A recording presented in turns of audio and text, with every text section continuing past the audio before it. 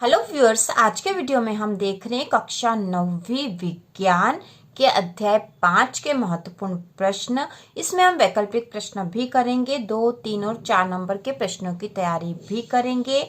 और अब हम वार्षिक परीक्षा की तैयारी कर रहे हैं। इसके पहले हमने अध्याय 1, 2, 3 और 4 के सारे महत्वपूर्ण प्रश्न देख लिए हैं। यदि आपने वो नहीं देखे हो तो प्लेलिस्ट में देख लीजिए, जिससे कि आपके विज्ञान की संपूर्ण तैयारी हो जाए। तो शुरू करते हैं। सबसे पहला प्रश्न है बहुविकल्पी प्रश्न। इसका पहला है, कोशिका की खोज किस वैज्ञानिक ने की? कोशिका की खोज किस वैज्ञानिक ने की? तो इसका उत्तर आएगा रॉबर्ट हुक। ठीक है, रॉबर्ट हुक ने कोशिका की खोज की थी।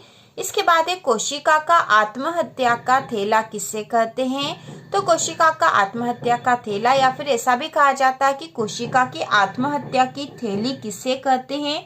तो इसका उत्तर होगा लाइसोसोम। कोशिका की आत्महत्या की थैली है लाइसोसोम। इसके बाद अगला है, सूक्ष्म जीवों को देखने के लिए उपयोग किए जाने वाला उपकरण है। तो सूक्ष्म जीवों को देखने के लिए जिस उपकरण का प्रयोग किया जाता है वह होता है सूक्ष्मदर्शी। सूक्ष्मदर्शी। इसके बाद अगला प्रश्न है, कोशिका झिल्ली बनी होती है। तो कोशिका झिल्ली किसकी बनी होती है? तो कोशिका झिल्ली बनी होती है लिपिड व प्रोटीन से। ठीक है, लिपिड व प्रोटीन से बनी होती है। इसके बाद है, यदि किसी कोशिका को अति परासरणी विलयन में रखा जाता है तो इसमें क्या परिवर्तन होता है? तो इसका उत्तर आएगा सिकुड़ जाती है। यदि कोशिका को अति परासरणी विलयन में रखा जाएगा तो वह सिकुड़ जाएगी। अगला है, मानव शरीर में पाई जाने वाली कोशिकाएं होती है।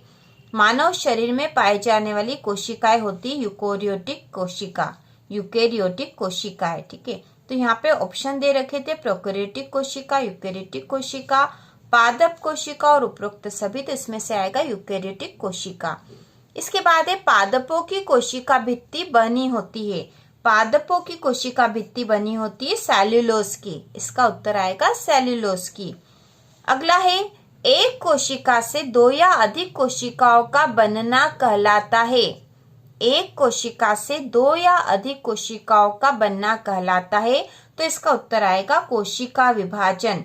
एक कोशिका से 2 या अधिक कोशिकाओं का बनना कोशिका विभाजन कहलाता है। इसके बाद है, रिक्तिकाएं पाई जाती है। पादप कोशिका में, जंतु कोशिका में, जीवाणुओं में या प्रोकैरियोटिक कोशिका में? तो इसका उत्तर आएगा पादप कोशिका में रिक्तिकाएं पाई जाती है। अगला है, जंतुओं के शरीर की संरचनात्मक और क्रियात्मक इकाई होती है। तो जंतुओं के शरीर की संरचनात्मक और क्रियात्मक इकाई होती है कोशिका। इसके बाद प्रश्न है, एक शब्द या एक वाक्य में उत्तर दीजिए। इसका पहला है, जीवन की मूल इकाई है या जीवन की मौलिक इकाई है कोशिका। अगला है, कोशिका की खोज किसने की? तो कोशिका की खोज की है रॉबर्ट हुक ने। पादप कोशिका की कोशिका भित्ति बनी होती है या बनी होती है सेल्यूलोज की। तो ये सारे ही महत्वपूर्ण प्रश्न है। वैकल्पिक प्रश्नों में भी इसी प्रकार के प्रश्न हमने अभी देखे हैं। कोशिका में होने वाली जैविक क्रियाओं का नियंत्रण किसके द्वारा होता है? तो यह केंद्रक के द्वारा होता है। कोशिका का पावर हाउस क्या कहलाता है? तो कोशिका का पावर हाउस होता है माइटोकॉन्ड्रिया। अगला है, मानव शरीर की सबसे बड़ी कोशिका है। मानव शरीर की सबसे बड़ी कोशिका तंत्रिका कोशिका। अगला है, गुणसूत्र इनसे बने होते हैं। तो गुणसूत्र बने होते हैं डीएनए और प्रोटीन से। डीएनए और प्रोटीन से।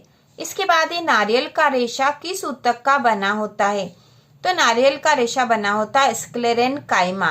स्क्लेरेनकाइमा ऊतक का बना होता है। अगला है, कोशिकांग जिसे आत्महत्या की थैली कहते हैं। तो ये हमने अभी देखा था, आत्महत्या की थैली लाइसोसोम को कहा जाता है। अगला है, जीवों का हृदय किस ऊतक का बना होता है? तो यह बना होता है पेशीय ऊतक का। इसके बाद अगला जो प्रश्न है वह है सही जोड़ी मिलाने वाला। तो इसमें सबसे खंड और खंड ब पहले देख लेंगे हम। यहाँ पे खंड अ में है xylem, phloem, mitochondria, ribosome, lysosome, Golgi body, chloroplast. और खंड ब में है प्रकाश संश्लेषण, आत्महत्या की थैली, प्रोटीन, कोशिका के अंदर संगठन, भोज्य पदार्थों का संवहन, ऊर्जा ग्रह और जल का संवहन। तो यहाँ पे जाइलम जो है ये जल का संवहन करता है। इसके बाद फ्लोएम जो है भोज्य पदार्थों का संवहन करता है। इसके बाद है माइटोकॉन्ड्रिया, इसे कोशिका का ऊर्जा ग्रह या पावर हाउस भी कहते हैं। अगला है राइबोसोम, तो राइबोसोम जो है प्रोटीन का संश्लेषण करता है। इसके बाद है लाइसोसोम, इसे आत्महत्या की थैली भी कहा जाता है। इसके बाद है गोल्गी बॉडी, यह है कोशिका के अंदर संगठन है यह, और क्लोरोप्लास्ट जो है प्रकाश संश्लेषण में मदद करता है। तो इस प्रकार से जोड़ी बनेगी। इसके बाद हम 2-2 नंबर के प्रश्नों की तैयारी करेंगे। 2-2 नंबर के भी जो महत्वपूर्ण प्रश्न है वही हम देख रहे हैं। तो यहाँ पे पहला प्रश्न है, कोशिका को जीवन की संरचनात्मक क्रियात्मक इकाई क्यों कहते हैं? तो इसका उत्तर है, सभी जीवों का शरीर कोशिकाओं का बना होता है, इसलिए कोशिका को जीवन की संरचनात्मक इकाई कहा जाता है। तथा जीवन के सभी जैविक क्रियाएं कोशिका के भीतर होती है, इसलिए इसे जीवन की कार्यात्मक इकाई भी कहा जाता है। तो प्रश्न था कि कोशिका को जीवन की संरचनात्मक क्रियात्मक इकाई क्यों कहते हैं? तो संरचनात्मक इकाई इसलिए कहा जाता है कि सभी जीवों का शरीर कोशिकाओं से ही बना होता है, उसी से जीवों की संरचना हो रही है, इसलिए कोशिका को जीवन की संरचनात्मक इकाई कहा जाता है। और जीवन की जो भी सारी जैविक क्रिया है वह कोशिका के अंदर होती है, इसलिए कोशिका को जीवन की क्रियात्मक इकाई भी कहा जाता है। इसके बाद अगला प्रश्न है, 2 ऐसे अंगकों के नाम बताइए जिनमें अपना आनुवंशिक पदार्थ होता है। तो कोशिका के ऐसे अंग बताने हैं जिनमें उनका खुद का आनुवंशिक पदार्थ होता है। तो इसका उत्तर है प्लास्टिड और माइटोकॉन्ड्रिया, प्लास्टिड एवं माइटोकॉन्ड्रिया। इसके बाद है कोशिका के अंदर प्रोटीन का संश्लेषण कहाँ होता है? तो इसका उत्तर है कोशिका के अंदर प्रोटीन का संश्लेषण राइबोसोम में होता है। तो 1 नंबर के प्रश्न में आ सकता है, कोशिका के अंदर प्रोटीन का संश्लेषण राइबोसोम में होता है। इसके बाद है रसधानी का क्या कार्य होता है? ठीक है, 2 नंबर के प्रश्न के लिए रसधानी का क्या कार्य होता है? तो इसका उत्तर है अधिकांश परिपक्व पादप कोशिकाओं में एक बड़ी केंद्रीय रसधानी होती है। पादप मतलब पौधों, पेड़ पौधों में जो कोशिकाएं पाई जाती है उन्हें पादप कोशिकाएं कहते हैं। तो अधिकांश परिपक्व पादप कोशिकाओं में एक बड़ी केंद्रीय रसधानी होती है।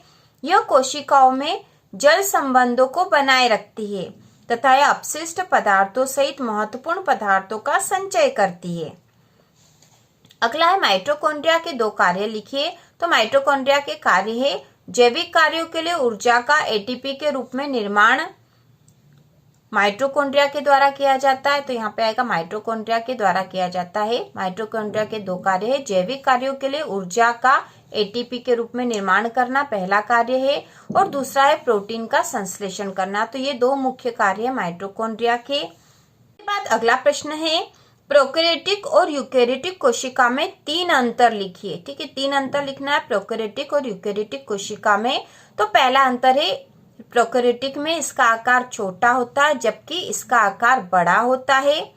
दूसरा अंतर है केंद्रीय पदार्थ बिखरा हुआ होता है, नाभिकीय झिल्ली का अभाव होता है, जबकि यूकैरियोटिक में हम लिखेंगे केंद्रीय पदार्थ नाभिकीय झिल्ली द्वारा घिरा होता है। तीसरा अंतर है झिल्ली युक्त कोशिका अंगक अनुपस्थित है, जबकि यूकैरियोटिक में झिल्ली युक्त कोशिका अंगक उपस्थित। इसके बाद अगला प्रश्न जो है वह लाइसोसोम को आत्मघाती थैली क्यों कहते हैं? लाइसोसोम को आत्मघाती थैली क्यों कहते हैं? तो इसका उत्तर है कोशिकीय उपापचयन में व्यवधान के कारण जब कोशिका मृत हो जाती है तो लाइसोसोम फट जाते हैं और एंजाइम अपनी ही कोशिकाओं को पचाने लगते हैं। ये एंजाइम बहुत शक्तिशाली पाचनकार एंजाइम होते हैं, इसलिए लाइसोसोम को कोशिका की आत्मघाती थैली कहते हैं। लाइसोसोम जो है उसे कोशिका की आत्मघाती थैली कहते हैं क्योंकि कोशिकीय उपापचयन में व्यवधान के कारण जब कोशिका मृत हो जाती है तो लाइसोसोम फट जाते हैं और एंजाइम अपनी ही कोशिकाओं को पचाने लगते हैं। ये एंजाइम बहुत शक्तिशाली पाचनकार एंजाइम होते हैं, इसलिए लाइसोसोम को कोशिका की आत्मघाती थैली कहते हैं। इसके बाद अगला है कोशिका का बिजली घर पावर हाउस किस अंग को कहते हैं और क्यों? तो हमने 1 नंबर वाले क्वेश्चन में पढ़ा था कोशिका का बिजली घर या पावर हाउस माइटोकॉन्ड्रिया को कहा जाता है। तो इसका उत्तर है माइटोकॉन्ड्रिया, क्योंकि कोशिका का पावर हाउस माइटोकॉन्ड्रिया है। और इसका क्यों का उत्तर हम बताएंगे। माइटोकॉन्ड्रिया के अंदर उपस्थित एडिनोसिन ट्राइफॉस्फेट, ठीक है, एडिनोसिन ट्राइफॉस्फेट जो होता है जीवन के लिए आवश्यक विभिन्न जैव रासायनिक क्रियाओं को संपन्न करने के लिए ऊर्जा प्रदान करते हैं। ठीक है, तो एडिनोसिन ट्राइफॉस्फेट को एटीपी भी कहते हैं। ठीक है, एटीपी शॉर्ट में कहा जाता है। एटीपी ऊर्जा का संचय जो है माइटोकॉन्ड्रिया एटीपी के रूप में करता है, और ये जो एटीपी है जीवन के लिए आवश्यक विभिन्न जैव रासायनिक क्रियाओं को संपन्न करने के लिए ऊर्जा प्रदान करते हैं। इसलिए कोशिका का पावर हाउस माइटोकॉन्ड्रिया को कहा जाता है। इसके बाद इस इकाई में से जो और महत्वपूर्ण प्रश्न है 4 नंबर वाला, वह है पादप कोशिका व जंतु कोशिका में अंतर लिखिए। तो ये अंतर वाला प्रश्न बहुत ही महत्वपूर्ण है। इसके साथ ही पादप कोशिका और जंतु कोशिका का नामांकित चित्र बनाइए वाला प्रश्न भी महत्वपूर्ण है। तो आपके विज्ञान में से जो जो नामांकित चित्र बनाने वाले प्रश्न है उसका अलग से एक वीडियो बनाएंगे, जिससे कि सारे जो चित्र वाले प्रश्न आने की संभावना है वह सब आपको पता हो जाए। तो अभी हम देखेंगे पादप कोशिका और जंतु कोशिका में अंतर लिखिए। तो यहाँ पे अंतर हम लिखेंगे पादप कोशिका जंतु कोशिका में। पहला है पादप कोशिका पादपों में पाई जाती है, पादपों मतलब पौधों, पेड़ पौधों में, जबकि जंतु कोशिका जंतुओं में पाई जाती है। दूसरा अंतर है पादप कोशिका में कोशिका भित्ति उपस्थित होती है, जबकि जंतु कोशिका में कोशिका भित्ति अनुपस्थित होती है। तीसरा है पादप कोशिका में हरित लवक पाया जाता है, जबकि जंतु कोशिका में हरित लवक अनुपस्थित होता है या नहीं पाया जाता है। अगला है पादप कोशिका में बड़ी रिक्तिकाएं होती है, जबकि जंतु कोशिका में रिक्तिकाएं या तो अनुपस्थित होती है या आकार में छोटी होती है। इसके बाद है पादप कोशिका में सेंट्रोसोम नहीं पाया जाता, जबकि जंतु कोशिका में सेंट्रोसोम पाया जाता है। तो इस प्रकार से पादप कोशिका और जंतु कोशिका में अंतर वाला बहुत ही महत्वपूर्ण प्रश्न है। एक बार फिर से देख लेंगे, जिससे कि आपको आसानी से याद भी हो जाएगा। पादप कोशिका पादपों में पाई जाती है, पादपों मतलब पेड़ पौधों में, जबकि जंतु कोशिका जंतुओं में पाई जाती है। पादप कोशिका में कोशिका भित्ति उपस्थित है, जंतु कोशिका में कोशिका भित्ति अनुपस्थित है। पादप कोशिका में हरित लवक पाया जाता है, जंतु कोशिका में हरित लवक नहीं पाया जाता। पादप कोशिका में बड़ी रिक्तिकाएं है, जंतु कोशिका में रिक्तिकाएं या तो अनुपस्थित है या छोटी है। पादप कोशिका में सेंट्रोसोम नहीं पाया जाता, जबकि जंतु कोशिका में सेंट्रोसोम पाया जाता है। तो इस प्रकार से इस अध्याय के सारे महत्वपूर्ण प्रश्न हमने कर लिए हैं और हम वार्षिक परीक्षा की तैयारी कर रहे हैं। तो इसी प्रकार के और वीडियो देखने के लिए कक्षा 9वीं की संपूर्ण तैयारी के लिए चैनल को सब्सक्राइब कीजिए।